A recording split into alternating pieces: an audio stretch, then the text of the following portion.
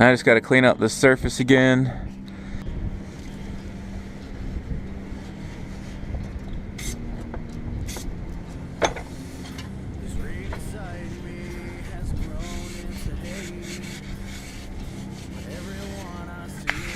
Alright, so this is a gasket. You can pick up a Felpro, one of these gaskets, at pretty much any part store. I looked at a couple there, like $5. But shit, it you do that. A lot of people suggesting you put the gasket on, and then you put a very thin layer of RTV around it, which is like what I was having to peel off, and I'm still not done. There's still some there, and that'll the RTV will keep the gasket, I guess, from sealing against the differential housing completely. That way it comes off easy instead of tearing the gasket. So even if you want to scrape this old gasket off and put a new one in, you're only going to be scraping it off of this cover, not the cover and the differential housing. So I guess it's easy to remove that way. A lot of people just use just the RTV sealant with no gasket. Or you can scrape the gasket off of here.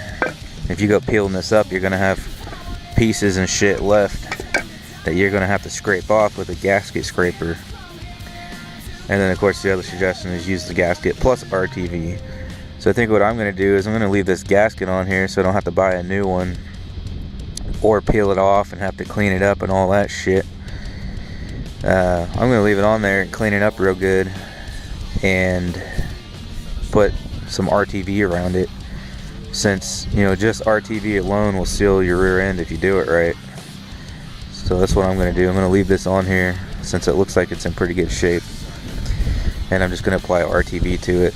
That way I don't have to scrape it off of there. You want to clean all this shit out of here.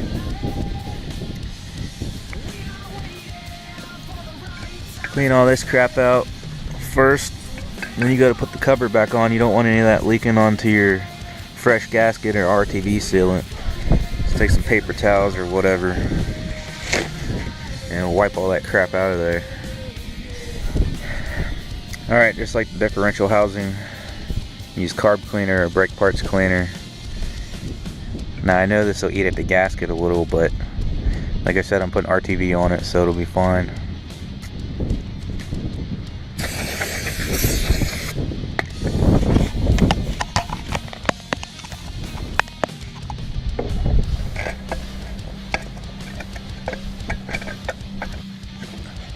Now I wouldn't recommend spraying this because you don't want to get any of that shit in there. So spray your rag.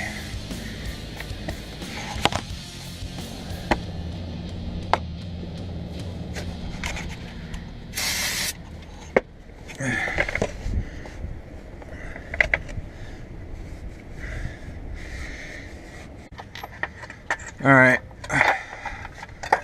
Preparing to put my cover back on here. I got the surfaces all cleaned up. Now what I'm going to do, like I said, I'm going to use the RTV sealant over the existing gasket. I'm going to put it on the cover and then carefully set it on there. That'll be a little more difficult to make sure I don't touch the gasket shit on anything, but it's easier for me to apply that on there off the car than it is for me to try to put it on here. So that's what I'm gonna do, assuming it'll feed on there. Let's see here. Yeah, I'll just be careful like that. Then put it on, and then I'll hold it in place while I start some bolts. Alright, so here's what I did. Some of this is a little too thick. That is too thick. You want to try to get it thinner. I don't know, something like that. Oh well. Yeah. That's probably about what you're going for right there. Nice thin layer. But I cut the damn nozzle a little too big, so that's what I ended up with. Go around your bolt holes with the sealant. Go all the way around.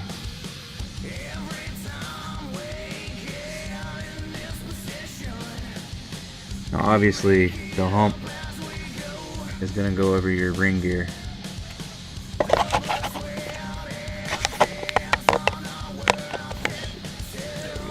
Alright. Be careful, don't touch that shit on anything.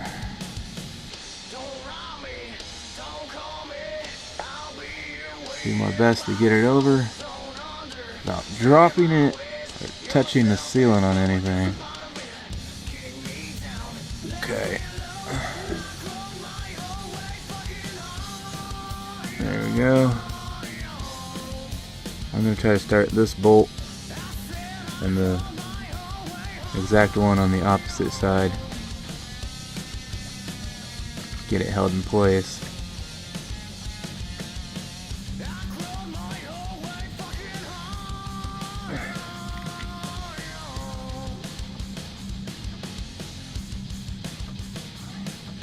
Alright. See? This hole and that hole are for your longer bolts for the brackets. Alright, all the short ones are hand started. They're hand tightened. So now I'm gonna get these long ones in with the bracket.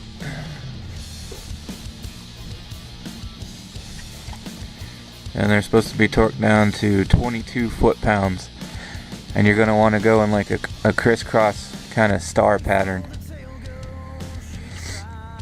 I'm not going to use a torque wrench, but 22 foot-pounds crisscross pattern like a star. Alright, I'm getting ready to torque these down. If you have a problem with this getting in the way, trying to get your ratchet on or your torque wrench to tighten these down, you can just put a jack under here and raise and lower the rear end as needed so that you can get your wrench on there and torque them down.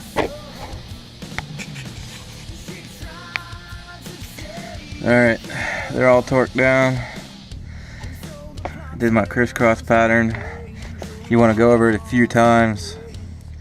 You know, start out at 22 foot-pounds, work your way up to it. Go over it 5 or 6 times in a crisscross pattern. You'll notice each time you get to another bolt that you've already tightened, it'll be loose again. That's the point of torquing it in a crisscross pattern, is so it goes on flush.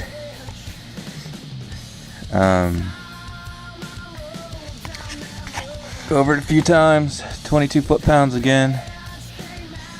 I just guessed those 22 foot-pounds, they're ½ inch.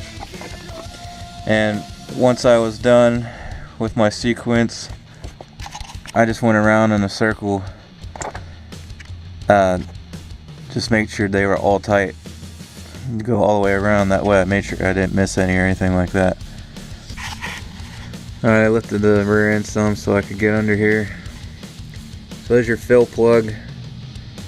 You're gonna have to back that out and then squeeze your fluid in there, and basically you just fill it until it starts coming out that hole, and then it's full, and you'll put the plug back in. Alright, you're gonna need something like this. The little round bottles of gear oil is better because you can get it up in all those tight spaces to pour it in better. This is what I ended up getting, so it's gonna be a challenge.